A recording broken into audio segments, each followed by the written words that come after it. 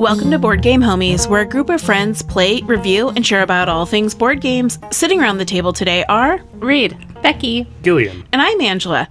Today we'll be talking about Furnace and our current state of tariffs, aka capitalism with cubes, and capitalism with consequences. But first, what games are bringing you joy? a while ago we talked about, in a fun rapid-fire format, different games and what they did for you, and one of the questions was, what game broke your brain?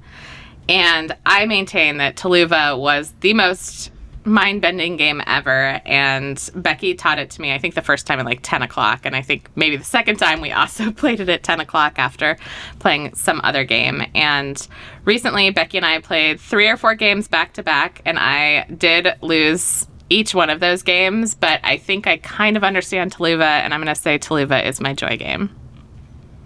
I really enjoy that game. It's very puzzly, and I like that you get to build up the map. I've been absolutely dominated by this game. So, Reed, I enjoy that you understand how to play it, because sometimes I'm like, wait, why are my meeples all dead? one of my favorite things describing the 3 games that you and Becky played was, after the fact, I asked Becky how it went, and she said, I think by the second game Reed understood. And she started to explore things and figure out strategies, but then she just surrounded herself by volcanoes and couldn't do anything. So I just said, no, I'll continue on and win. And not even bother interfering with Reed, because I don't need to. Reed's just beating herself. Becky definitely didn't need to bother with me, although multiple times, I'm going to read this quote of Becky when we play this game. She said this about 3 times. I'm trying to decide if I should help myself or hurt you. And she kind of mixed it up. Hurting you does help me, but sometimes I can help myself by not hurting you. I'm not making this any better. But that's why I love that game. You're so mean. Like, the only reason you are not as mean as you could have been is because there is a rule that you cannot kill a single community. And so you were just like, that was the only thing stopping you from completely wiping me out at some points. I couldn't let you build some of the buildings, so I had to eradicate, remove some of your pieces, which you removed some of mine, and I just rebuilt in those spots. So in Tuluva, you are essentially building up a 3D map with little 3 hex tiles, and you're trying to prevent the other player from establishing some criteria to win, be it villages, temples, and towers, some combination of those. Meanwhile, you're trying to do the same and be the first one to do it. And so the game allows you to essentially kind of wipe out portions of other players' villages by building up the volcanoes. Like, the lava flow is kind of tearing down some of the civilization there. And so it's very much a kind of direct conflict game in a way, in a Euro wrapping. It's so mean. You can play it on BGA, although I don't love the interface. And when we would play it on BGA, it's just Becky crushing you over and over again. So I would warn anybody who wants to play with Becky, it is instant death. Okay, now a bunch of people who are good at it, somebody who's good at it is going to listen to this podcast and then challenge me and then make me feel not good at that game. I don't know where that Venn diagram, Becky, of people who are good or know what it's to like lose one person, and it's maybe if Gillian logs on. Becky beats me pretty regularly at that game. I would say she has, 2/3 chance of winning against me most times. Speaking of games on BGA that I'm really enjoying, my joy game, although I don't know if it's joy, my intriguing level game is Stone Spine Architects. I heard about this game when folks were doing their best of lists, and it's a card drafting game where you're building essentially like a dungeon. So you build a 4x4 row, kind of like Castle Combo. But in this one, when you draft the cards, you have to play them all into one row, and then the next round is the next row, and then the next and the next. What I appreciate about this is there's a lot of different conditions that can get you points, like building a pathway from the starting block to the ending block. So if you can build a path in your dungeon, kind of your labyrinth, from the top to the bottom, you'll score points, and then points from the bottom to the top, different chambers.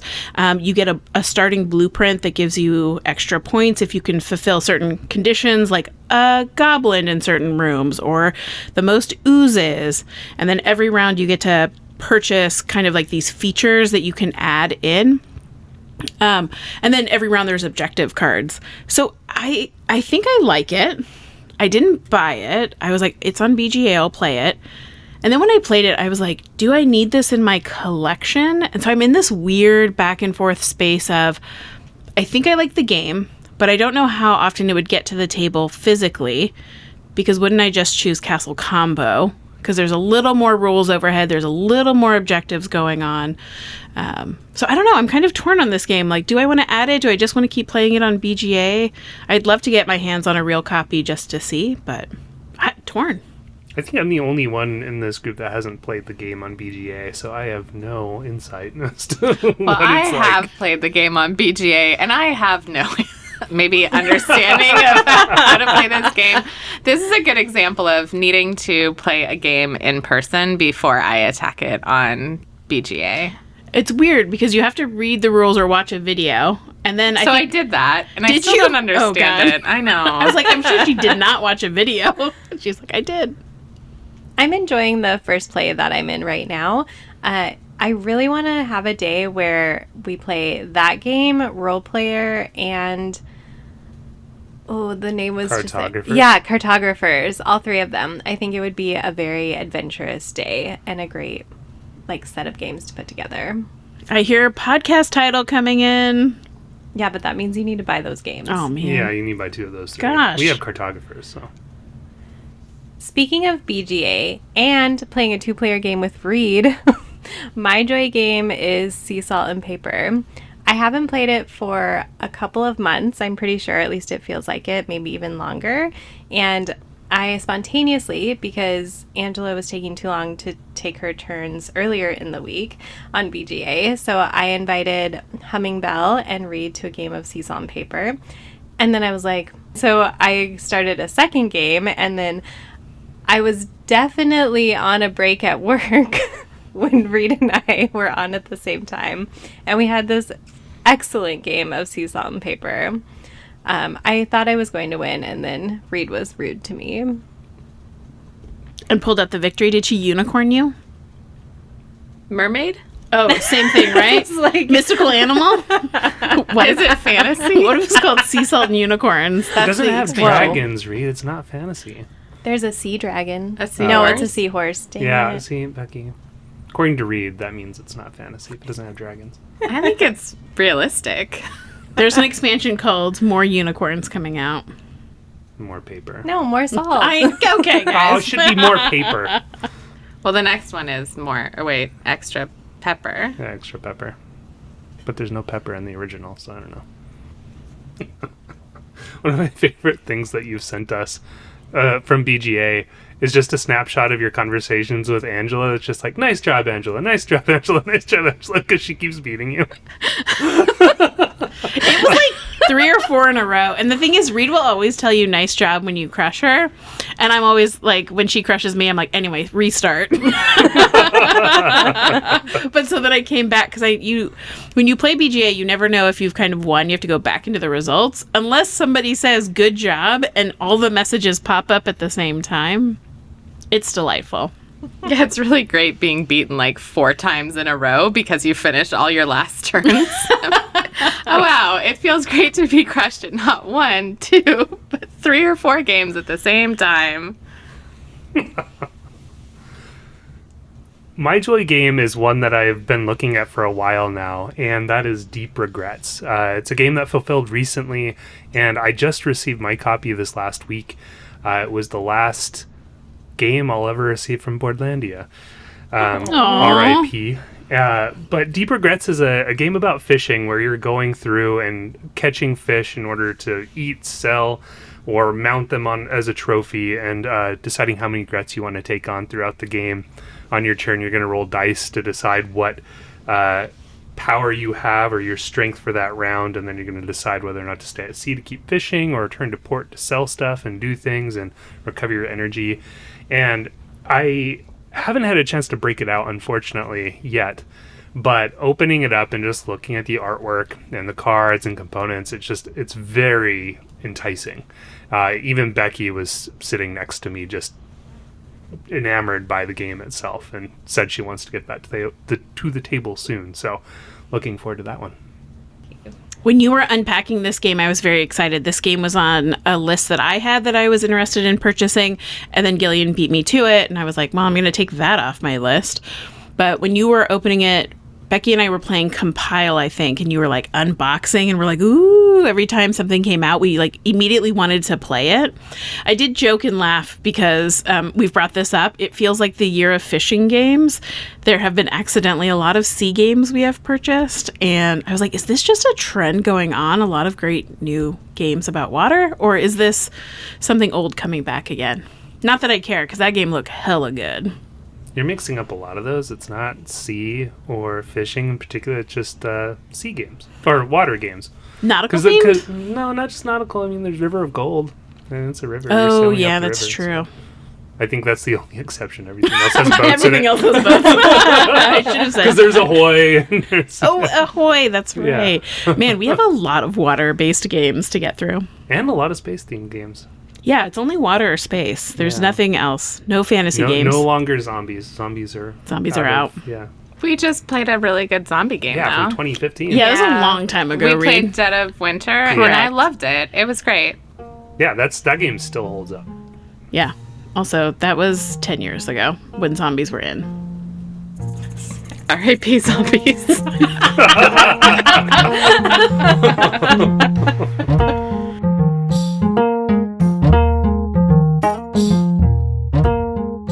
We've talked a lot as a group, not on the podcast, about things going on in the world, and certainly as they intersect with board games is often where we find ourselves.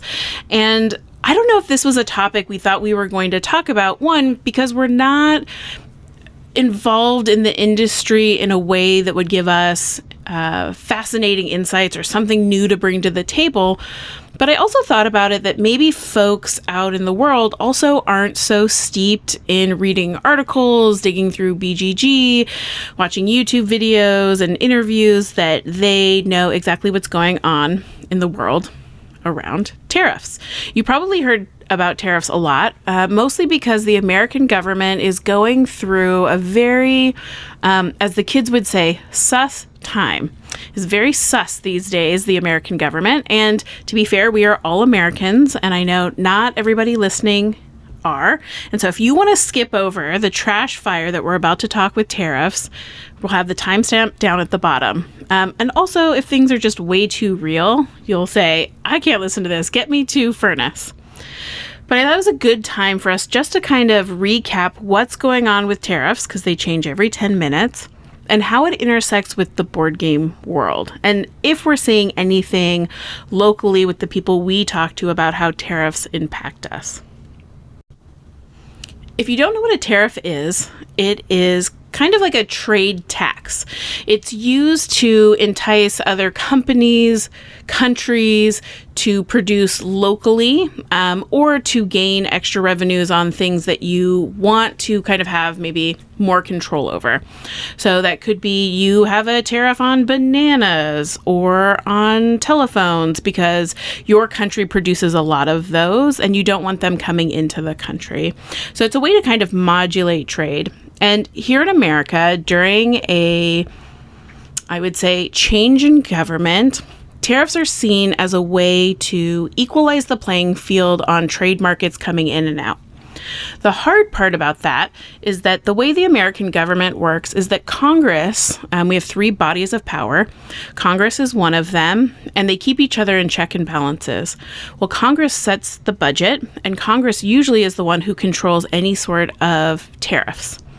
In our new reality, our president, who is another branch, the executive branch, who helps keep the three branches back and forth in line, checks and balances, right, has unilaterally decided that tariffs are his purview and has proceeded to levy not 10, not 20, not 30, but 145% tariff tax on China. as opposed to something like the VAT, which is a value-added tax that other countries have that act like the American sales tax, which is passed on to the customer. A tariff can be paid in different ways. It could be paid by the company who's importing something from that country, or the company who might be paying for it, usually an American company that's importing a good from another country, could pass those additional costs on to the customer. Often there is a distributor somewhere in the middle, so it could go from the company that makes it to the distributor, to your local store, and then down to you. But there's way less certainty about who pays it, unlike a VAT. There's a lot of really great articles that Jamie Stegmaier has posted for the Stonemaier website, and he talks about it from a publisher's point of view and some of the thoughts that publishers are having around games that are produced in China. China's manufacturing is set up to make board games. A large number of board games and a large number of manufacturing really is set up to do that in China. The United States isn't super set up to do any of that. There are places that do make games, but they don't do all of the pieces. Unlike things like Magic cards or Pokemon cards, those are made here in the United States, but there's lacking the infrastructure for things like screen printed meatballs or punch boxes and things like that. And things like minis, which I absolutely love in a game. But what have you guys heard about what publishers are facing? So Eric Martin on Board Game Geek, not long after the tariffs were first announced, had kind of an inquiry sent out to publishers that they could openly respond to, or not openly, but respond to his inquiry. And he posted some of their responses, and the reactions, as you might expect, were fairly concerned. Folks were concerned about how the tariffs would affect them. Some companies are better off than others just based on how their manufacturing goes, the quantities they do, and just their general kind of overhead and quantities that they produce. Others are a little more susceptible to these tariffs, just given kind of their small stature in the board gaming space. And so I'd encourage you to look into those as well. I found those descriptions from publishers to be very enlightening, on top of kind of Jamie Stegmaier's more in-depth articles. My direct insight into the tariffs is fairly limited. Like Angela said, we're not in the realm of board game manufacturing, so it's hard to really assess how it's affecting it. But as consumers, obviously, I'm concerned as to how it might affect me. I will say right now, I haven't had any direct it hasn't affected me directly necessarily from buying games at our local game store or online, save for Boardlandia. Boardlandia was an online retailer, pretty popular one at that. And not long after the tariffs were first implemented, they ended up announcing that they were closing down. Their reasoning was that the tariffs were kind of the last straw for them. They were already struggling, and the tariffs made it so it was untenable for them, and so they ended up deciding to close shop. And so that was the big casualty that came out of the implementation of tariffs not long after they were actually put into place. So that's kind of the biggest thing I've personally experienced with that, is the closure of Boardlandia. And the other component are Kickstarters. Kickstarters are an interesting venue for getting games, or means to get games. And one avenue that I take quite a bit, actually, I ended up backing quite a few Kickstarters late 2024. And now that they're starting to go into production, they've started to reach out to backers, just providing updates onto how the tariffs are going to influence us, the consumers, those that have backed the games. And like the bigger companies, there's kind of a smattering of reactions to the tariffs. Some companies, the bigger ones, are able to absorb it, or they're going to absorb it because they are able to. It's not great business-wise, but they're going to do it for the sake of the backers. Others have already kind of reached out to get some additional compensation to help pay for the tariffs. And it's just unfortunate this is all happening. But in the long run, I think Kickstarter is going to maintain itself as a viable way to get games in the kind of tariff reality of the U.S. But yeah, it's certainly disheartening to see it starting to affect in that space. I'm really surprised how many of the Kickstarters are trying to just eat the cost to take care of the consumers. I think it's awesome that they're doing that for the people who are playing board games in that community, but there's just so much uncertainty with the tariffs. When they're on, they're off, they're paused, they're doubled. What is going to be next, and how long can they feasibly do that? Yeah, and Kickstarters are a unique way to not circumvent tariffs, but certainly be less affected because you don't have the chain of handoff that you do for retailers. So the publisher manufactures the game in a Kickstarter, and they receive the game directly and then ship it to people that purchased it already. They don't have to go through the distributor and then to the retailer. So you don't have those two layers of getting, tacked on kind of tariff implications there. And so it's a bit easier to deal with if you're just selling directly to the consumer. And I know some publishers have indicated that might be a way forward for them, is that they might back out of providing retail copies and just focus on direct buys from their websites. And so that may be a way forward for some. I think that's really hard when you look at if board game publishers decide to only sell games via their website, what that does to small local game stores that are counting on the distribution model to get their games. Because if they have to pay shipping prices for individual games as opposed to getting a discount on the MSRP, everybody in that chain kind of wins. The game publisher wins, the distributor wins, the local game store wins as well. And when you cut out local game stores, I think about what it'll do to the community. And we're early enough on the process, and people have enough kind of games in reserve that you don't see any drastic movement right now. I think this conversation's topical because what will it be in 4 or 5 months if tariffs stay at the same level? And also, I think a lot of folks don't actually believe that they'll stay at the same level. And I don't think that's unfounded with the way the American government is on again, off again. This affects us like, the federal cuts for the libraries have recently been reintroduced because lawsuits were brought forward, and Stonemaier themselves have joined a lawsuit. But when you look at really thin margins, game publishers that have really thin margins, you can't absorb a lot of that cost. And board game stores operate on a really thin margin. Like, I never want to be a game designer, but I would love to open a board game store. But you operate with, paycheck to paycheck, whatever you can put into reserve, you can. But if you have to weather a storm, I think that's why we saw so many folks in the pandemic close, because you just don't have enough reserves to get through. And so something like this feels like it's going to crush board game stores. But Reed, you talked to a lot of them. What did they talk to you about?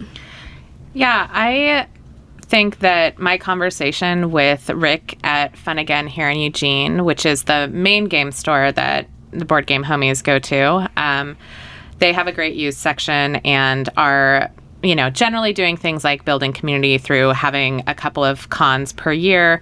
And it's a place that we feel connected to as board gamers here in our community. And when I talked to Rick, he introduced something that I wasn't thinking about. I was thinking about tariffs as being primarily about an increase in cost and how it would make board games more expensive for the consumer and obviously for the board game shops as well. But one of the things that he was more concerned about is that manufacturing is shutting down. And so product is not coming out of China. Product is not being made at the factories because nobody's making an investment right now, because why would they if they're being faced with 145% of tariffs or on tariffs? And so his concern is that there won't be games to sell. And if that's the case, he is seeing an inevitable shutdown of Fun Again, which is really tragic by the end of this year, unless things kind of change and maybe things are back down, or the whole tariff decision making, I guess, is changed, maybe later this fall. But this is something that if it doesn't change, we would not have this kind of community space and local board game shop here in Eugene. Yeah, we really sit in a place of privilege in the American market. I think American market is 45% of the board game industry. And we're really lucky that we get games often in the first wave of Kickstarter deliveries or of shipment. It ensures that English is a rule book that is often included in print runs. But when you look at not having new games, I think Jamie Stegmaier talked about holding Vantage in a warehouse in China, the game that's almost ready to go and only selling it on the Stonemaier website, is that it is hard to not have new games manufactured. And going into Fun Again during Christmas time, there are tons of games. Like, I love looking at the big cart that Rick has in the back of like all the games he thinks is going to be really popular. It's cool.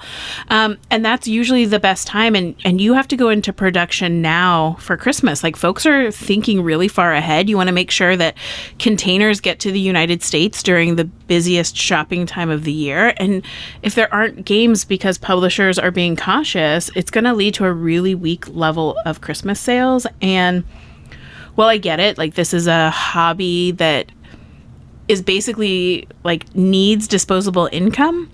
It only works with disposable income if there is something to buy. Well, Rick had talked about how Fun Again purchased about $8,000 to $10,000 worth of a lot of them Stonemaier games, like some of the best sellers, Wingspan, Wormspan, Finspan, then also Splendor and Catan, games that people always buy. And they purchased those kind of to set through the end of the year. But he also mentioned that the holidays, which is when a lot of the production issues are projected to happen, is when they end up making like double the revenue that helps sustain them through the rest of the year. They also have a play space, and in a normal economy, it is expensive to spend out rent on a play space, but it makes up for it, or they can kind of balance it out, and that's going to be a huge burden if they're not selling enough games. You'd mentioned before that we started recording that Rick had also started to see an effect from the tariffs, right, in terms of the games he's procuring currently. Earlier this week, Rick had checked in some of his games and had seen that some of the, I would say, standard increases seemed to be about $5 to $8, and he had seen some games jump from $20 to $30, and that $10 cost difference is something that he's not sure if a consumer will be willing to pay, and that's a pretty significant jump on a $20 game. There was also, I would say, like a beacon of hope in this, and that the board game industry survived through the pandemic when a lot of shipping problems came down and the product was hard to get because nobody was able to run factories. And Rick's sense was, if it does get turned around, even if it were for a short period of time and there were light at the end of the tunnel, they could probably weather that storm. It's just when it's indefinite and uncertain that there's no way to kind of stay in business if there's no clear end to this. I'm very curious to see if we start to see a change in the board game stores in our areas in terms of what they are trying to do to find extra revenue. You had explained to us that Rick was talking about trying to expand the used game section and get people to bring in more games, so board gamers are still being able to share games and get new games, and then also having that store credit to help them with the higher cost of the games that are coming in. I think people want to have a local board game store. They want to come in and be a part of the community that's here. He was also sharing that the space that they have, the play space, has 120 people using it per week. And those are people that come together, play games. Some of them know each other, some of them don't. And it's a community space that would be losing as well. Yeah, going back to the conversation about retailers beyond kind of local game stores, Boardlandia was obviously quite the shock, but there was also an announcement by Tanuki Games in Texas that Angela and I we frequent their online shop quite a bit. They tend to get a lot of really nice imported games. Angela and I are really into a lot of Japanese games that are hard to get in the U.S. market, so Tanuki Games provides those. And they ended up posting something not long after the tariffs were implemented, just kind of stating along the lines of, if this continues, we don't know if we can function long term, but we're going to try our best. And that was concerning because it happened right after Boardlandia announced that they were closing, and so I am concerned about that. One of the few online game stores that actually brings in imported games. Yeah, and they even put on there that they were going to start limiting the number of pre-orders or pre-sales that they were going to do because they don't know what the end price is going to be. So they can't really charge you what it's going to be for your pre-order if they don't know. And the way they do Kickstarters is it's a $10 deposit. So at least they can then charge your card what the difference might be, and they'll have a better understanding of tariffs. But that's like, I don't know, it just seems like a real bummer. Yeah, I'm kind of surprised that Game Nerds and Miniature Market, two of the bigger retailers online, haven't started to do that with pre-orders either. They, at the time of this recording, are still allowing pre-orders, and I pre-ordered a couple of things recently, and they're still showing a discount over MSRP, or I should say under MSRP. That is still kind of surprising, and I wonder how long they'll be able to maintain that, or if I'm kind of expecting the hammer to drop sometime soon, having them reach out and saying, hey, actually, we can't, work around this and have to charge you kind of the full MSRP or more, which would be fair. I'm just surprised that they haven't announced anything. As far as I know, they've been quiet on the point. Yeah, I'm really bummed. I mean, I have an avenue, like a chain of stores that I go to. And again, this is a very privileged hobby. And so I understand that the things that I'm saying are very privileged about what I do with my disposable income. And I don't have kids, but I have lovely pets. But, I shop at my local board game store as much as I can. And then when I want special imports and fun things, I go to Tanuki Games, and they're really wonderful every time I've talked to them through customer service. And then I'm sad because Boardlandia was like my other space. And so if there wasn't something, Boardlandia was like a fun place. They would go onto YouTube and they would do like auctions for Dent and Ding, and it was so fun. And so we got Arc Nova that way. And it's not even that dented. So I think it's a bummer because Boardlandia felt like a sense of community that went away. I know that's silly to say about a store that sells you things on the internet, but I don't know, it just felt like mine, and having to shift to Game Nerds and these other places when I really felt like supporting them. And again, tariffs aren't the reason they went down, but it's also because there are just very thin margins for when you run a small business, and it just really makes it harder. It's a thing, tariffs are about protecting the American market, and this really feels like a thing that's doing the opposite and is causing the smallest of the publishers and the smallest of the board game shops that are just holding on to survive because they probably love it and believe in it and are passionate about it, and they're going to be the ones who suffer the most from this work, not the folks that maybe have huge, right? Hasbro is not necessarily going to feel that level of tariffs, and they also have more power to do something. But I think about Rick and the board game shop and how sad it'll be if it's not around anymore. Were you going to say something? I was going to say that I actually think Arc Nova is fairly dented. Really? This guy. Yeah. Absolutely not. I couldn't even see it. Absolutely not. Gillian's not. correction corner. Arc Nova's corner is dented. You were talking about disposable income, and yes, a hobby is something that is often seen as disposable income kind of thing, but it's also like mental health, community coming together, and there are so many things that playing board games is critical for. And I actually mentioned the whole board games are expensive to Rick, and he was like, do you have a boat? Like, a boat's an expensive hobby, ATV, all these other things. And I'm like, okay, you're right. A board game getting played 25 times at $50 is a pretty good ROI. So, yeah. I love that you used return on investment. Also, Rick doesn't know that I own a boat. Wait, what? Well, I don't own a boat. She owns a boat game. I own a boat game. They're really hot right now. I accidentally bought a boat game once. I didn't know it had boats in it. Thanks, cities.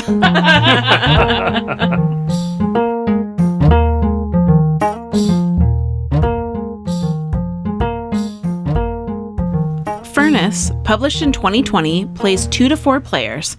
It's designed by Ivan Lestin, and the art is by Sergey, Marta, Ilya, Vladimir, Olga, and Igor.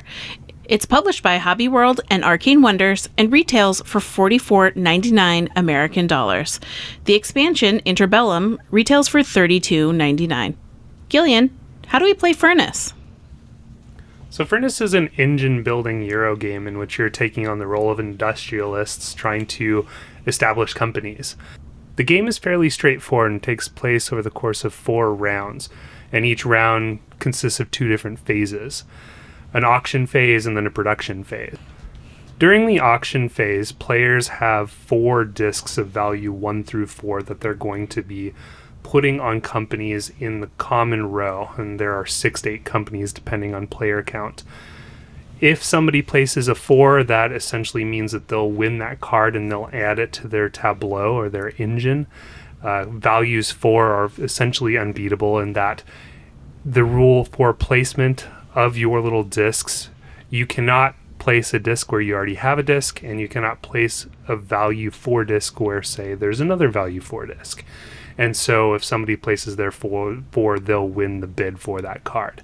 One of the unique things about this, though, is if players don't win the bid on the card, so say I had the 4 on a card and somebody else put a 2 there, they will get compensation once the auction phase ends. And so they're going to get whatever is at the top of the card, be it some resource or ability to convert resources to another.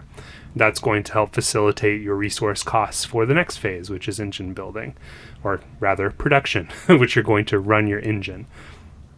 So during the production phase, you're going to activate each of your companies in your tableau.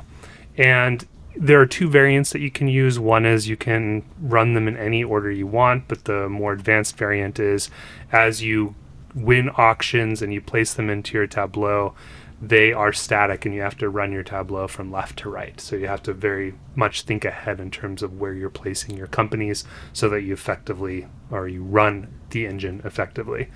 And so over the course of 4 rounds, you're trying to accumulate money, and many of the production aspects of cards will give you a way to score money or get money. And it often comes in the form of converting resources to money. So you convert an iron and a coal into 2 coins, for instance. And over the course of the 4 rounds, you're trying to kind of maximize that engine that you're building. And you're trying to upgrade cards to unlock more powerful abilities so that when you activate those cards, you're going to be able to leverage their point scoring values. And so at the end of the 4 rounds, whoever has scored or whoever has the most money wins the game.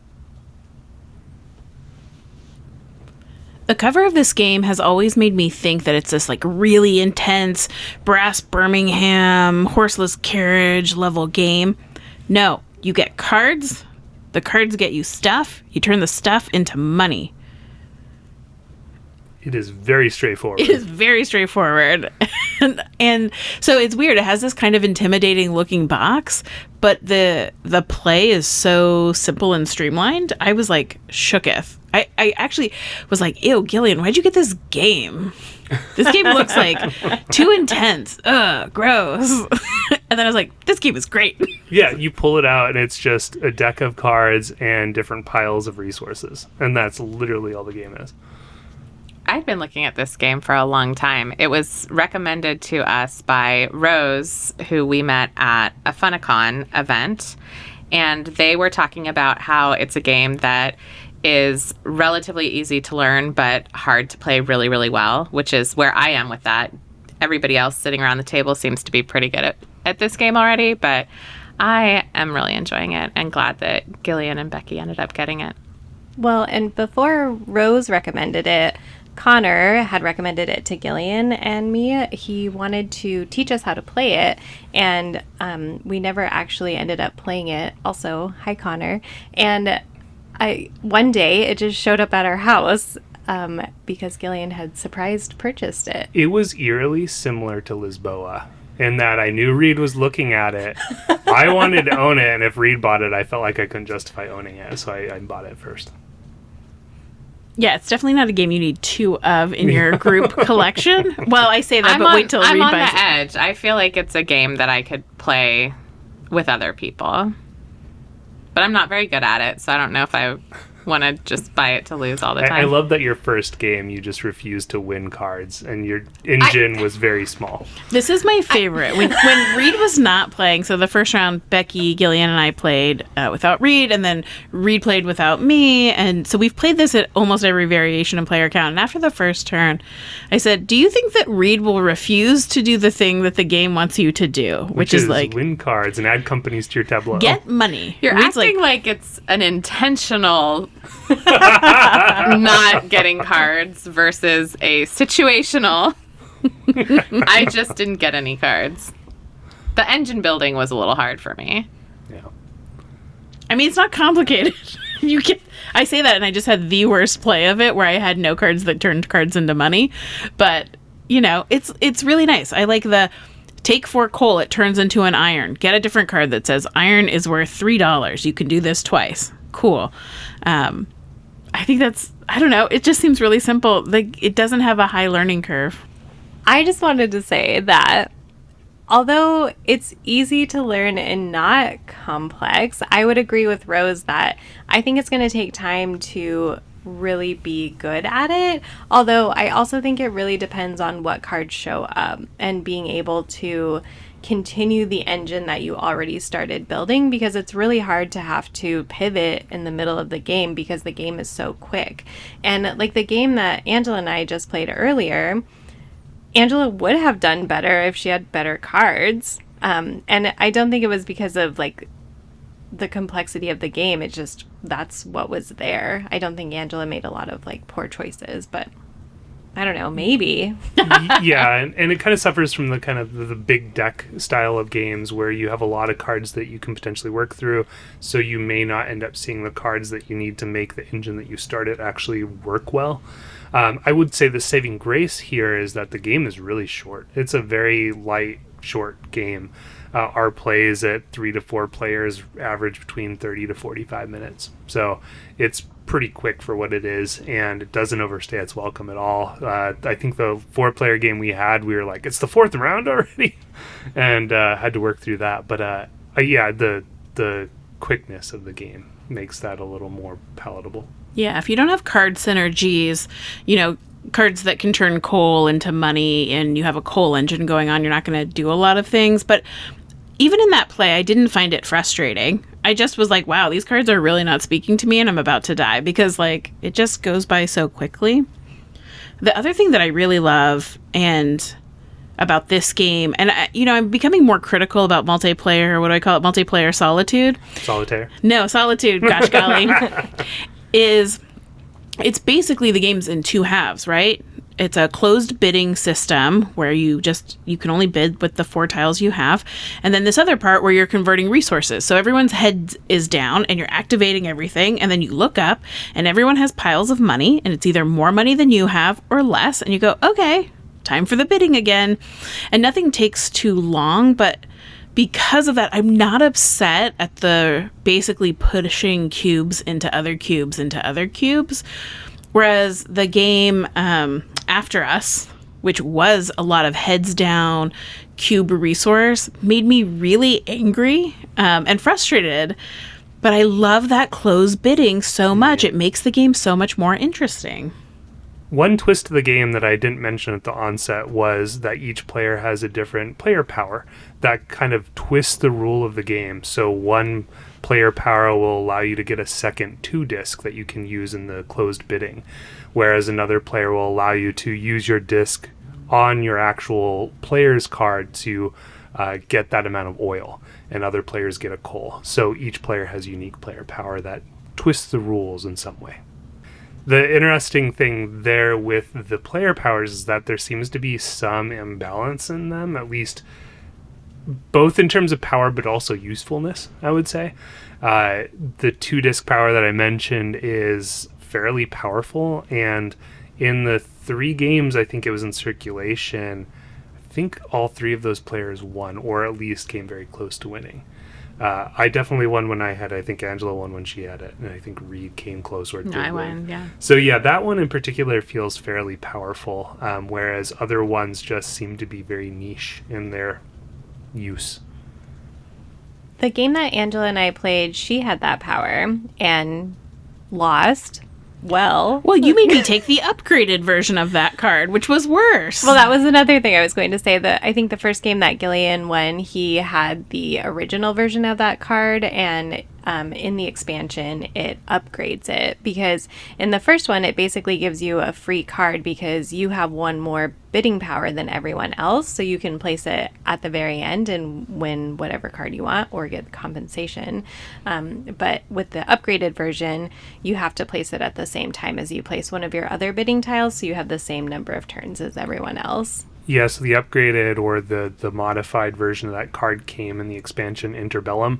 It's an expansion that we've included or incorporated the company cards and the player powers, but we haven't really delved into the other modular aspects of the game. There's an aspect that adds another, basically a little wheel that you can bid with your coal. So it's kind of a fifth wheel that you can use in the closed bidding, but you use your coal to do it. We haven't played with that yet, but yeah, we've used the player powers and companies. If you have any coal. Yeah, that's a hard one.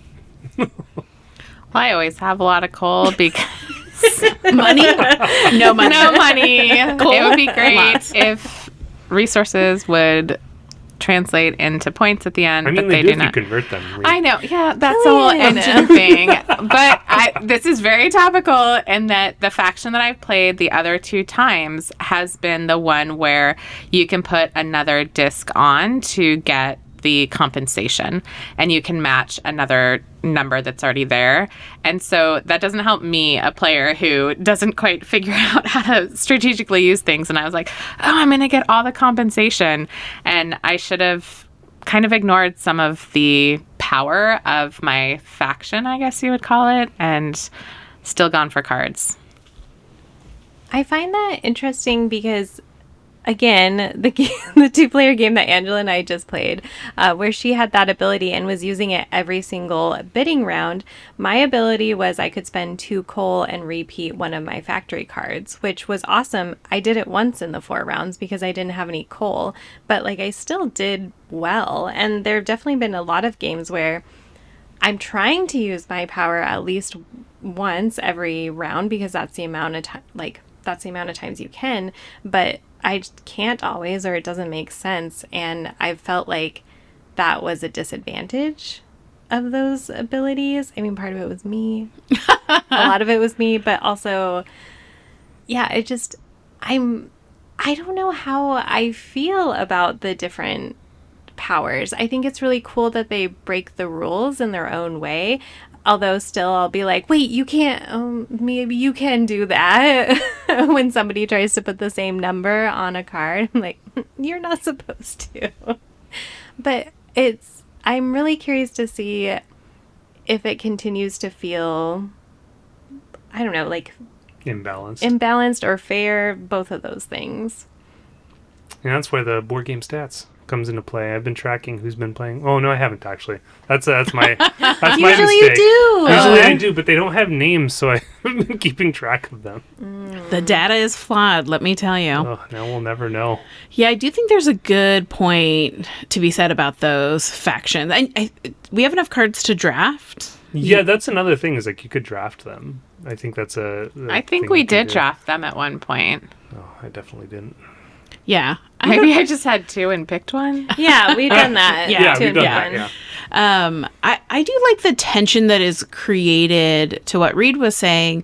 When you put down things, you can either take the top level action as compensation, which means you didn't win the card, and it's like 2 coal. And because you had put a 3 down, you got to get 2 coal 3 times. So you get 6 coal. The hard part about that is, what if nobody puts their 4 down and then you win the card? You get no coal, and you get the activation at the bottom when you are playing solitaire by yourself and activating the things. And I found, like, in the game with Becky, I was winning too many cards. So it was like the opposite problem that Reed had. So then I was resource poor at the very beginning for the first couple of rounds because I wasn't able. And I like that tension of, do I win the card? Do I try to bid low enough because I want something? But I don't want to bid too low because I want to be able to get coal not just twice, but 4 times, or I want 6 coal. And I think that brings a really fun dynamic to the closed bidding system of like, I want to win, but maybe I don't want to win by too much. Yeah, and that whole sequence, I didn't mention this before in the rules explanation, but you resolve the auctions from left to right. So if you get compensation early on that gives you coal, and then you get compensation later that allows you to turn coal into something else, that's really beneficial to you. But if somebody outbids you on that first card and you no longer get that compensation and you're counting on that to exchange for that other resource later on as compensation, you're kind of out of luck. And so that plays into it as well as trying to decide where you want compensation along that line. And if you're getting compensation from another thing, making sure that you're getting it where you need it so that you can make the conversions you need. So I really enjoy that little puzzle, and it's kind of a game of chicken, of just like, is somebody going to outbid me here? Is somebody going to outbid me here?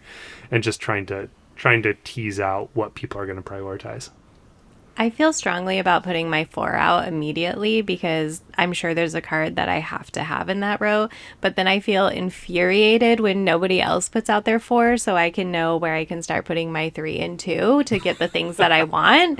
So you all should start putting your 4s out first. You play your hand too quickly, Becky. No, I need that card. You need to play the long game. No, let me tell you, we played a 2-player game. Every single round, Becky's first thing out was a 4. And when you're playing a 2-player game, you have like kind of like an automa fake player where you roll a dice and then that's the number card you put it on. Following rules, you just move it down. So it provides blocking, or in one instance, it actually won a card Becky really wanted.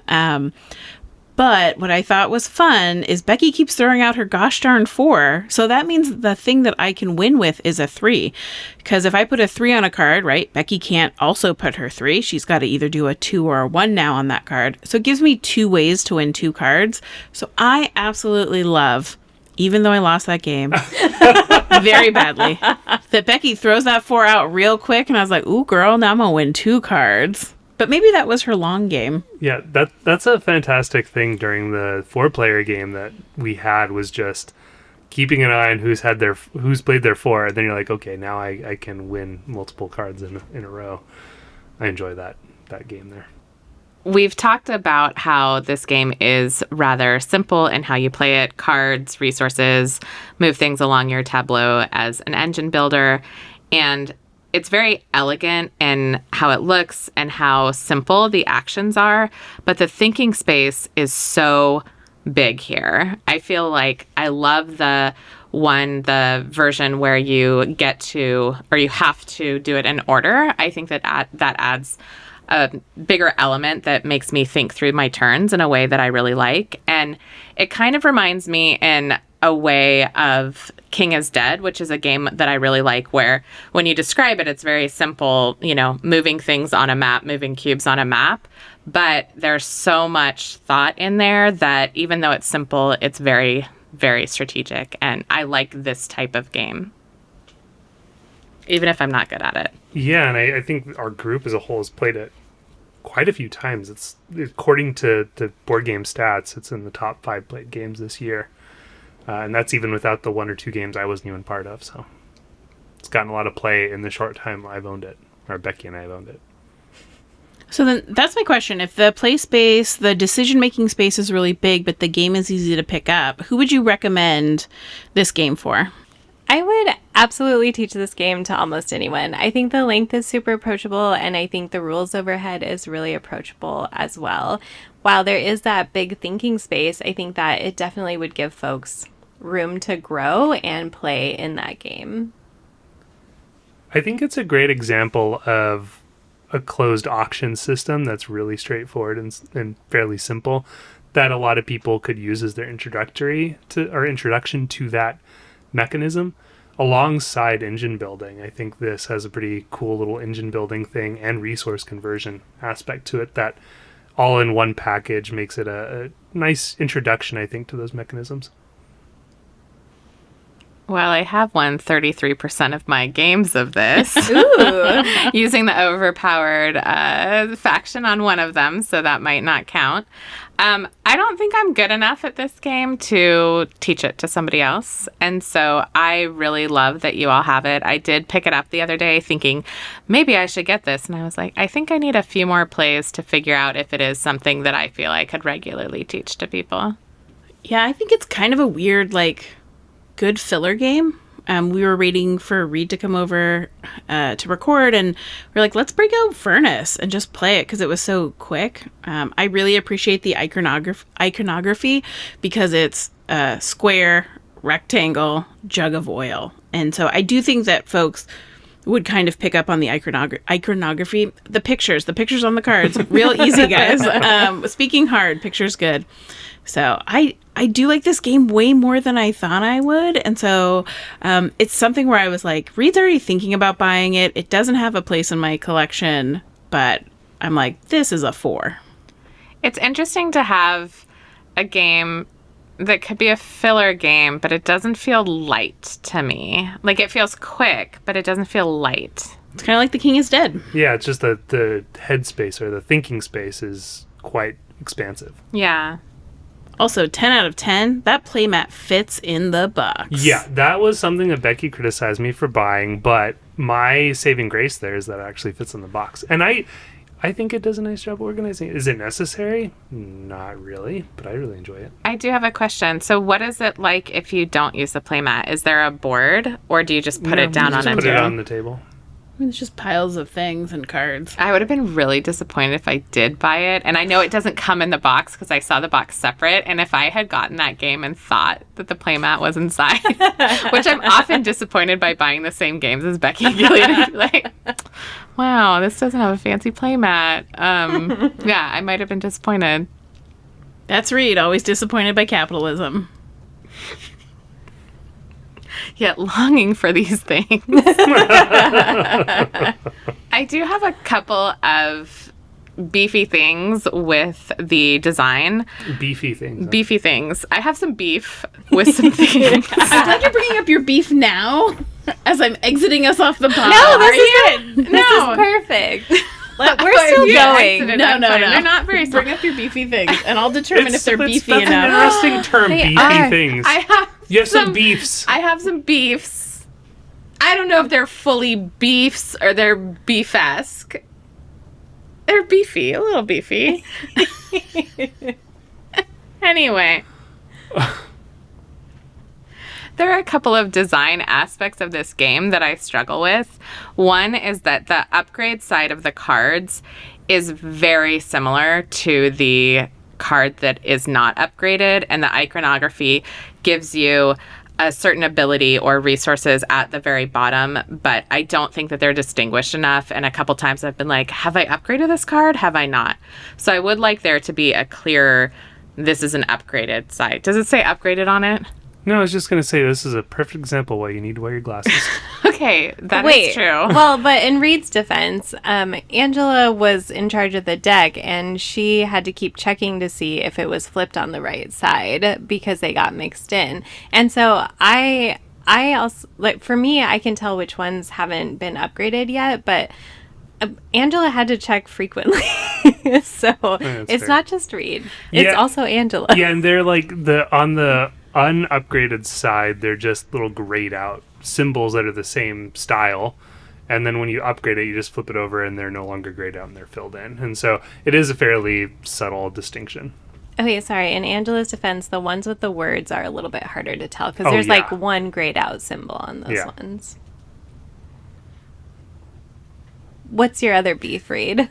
What's your other beefy thing? I can't complain about this because Gillian plays the black tokens in this, and he's not complaining about it, but the oil is the same color as the yellow pieces, and so the first time we played, I did get confused and think that those were mine. Wait, you just thought all the oil was yours? Not just in the very beginning. I was like, this is the same color. Sometimes it's close to her piece. I thought that they were mine. That's- I hadn't learned yet. I was That's just not a setting beef, up. Reed. That one's a personal problem. You can't hold that against the game because you didn't know color But of it's not pieces. just that game. There are other games that do very similar of player color versus components, and I feel like that's something I struggle with. Well, I feel like you so shouldn't play. that seems like a common denominator there. You should play white and not yellow. But then you'll get the salt in Concordia, and you're gonna be like, "Is that my player piece?" There's Salt and Concordia. It's an expansion. It's not Okay. worth it. I do wonder what the staying power of this game will be. Right now, we've played it a lot and we're all interested and excited about it, but I am curious if it will continue to be that way. I was hoping one of you would be like, oh, Becky, No, Becky, interesting. speaking of common denominators, this is No, okay, legit. I was like, I feel like I've been saying this a lot you about do. games. You say it a lot, and you do the same thing about leftovers. You're like 2 nights in a row, no more. Okay, so here we are thinking that Gillian is the major consumer of board games, but you are equally culpable in this, Becky. You're like, oh, how long will this game stay that we just got and played for the first time? Okay, we've played it like 6 times Yeah, now. but Windmill Also- Valley. After the first time, you're like, "How long is this game gonna last?" Well, I think it's a valid question about that game, actually. But also, Reed, when you were talking about buying the game, I was Were you gonna offer me yours like it was Wingspan? I wonder how long it will be and that we can just sell it to her. You just got this game. Becky's off the rails. Becky did not consult with me on that at all, and I have no interest in selling it right now. Yet. This podcast is off the rails. If you've made it this long, Capitalism. thank you. Please take away that capitalism is a thing, and maybe you need furnace and maybe you don't, and we'll see you next time.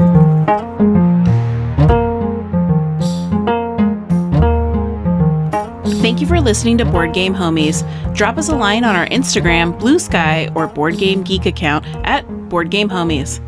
Bye-bye. Or maybe you buy it from your friend. Does it come with a playing mat? No, we're gonna keep that.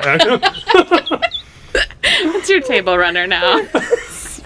You're just going to keep the playmat that won't fit in the box because you won't have the box anymore. Oh, Angela, that really went out on the... I don't know what to do. I liked how just conversational ended at the end, though. I hate my life. But it's great. I thought that was a good one. It's a good one. Breaking down.